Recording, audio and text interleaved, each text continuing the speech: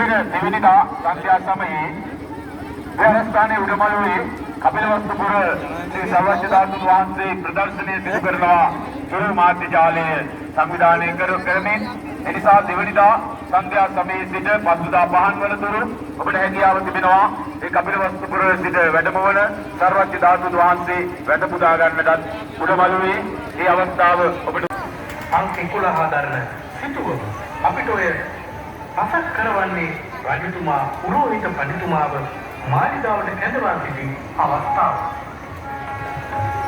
ඔබව කැඳවීමට ප්‍රමාද වීම ගැන මා ප්‍රථමයෙන් කනගාටු වෙනවා පුරෝහිත. ඔව්.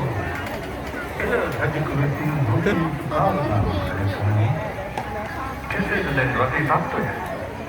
රටවල් මොහොතකින් කැළඹිලා රජතුමා වටේ සිටින විය තනිවරුන්ගේ ඇති බලය කුමක්ද කියලා විමසනවා. හිතපු එක්කව දක්ෂේ.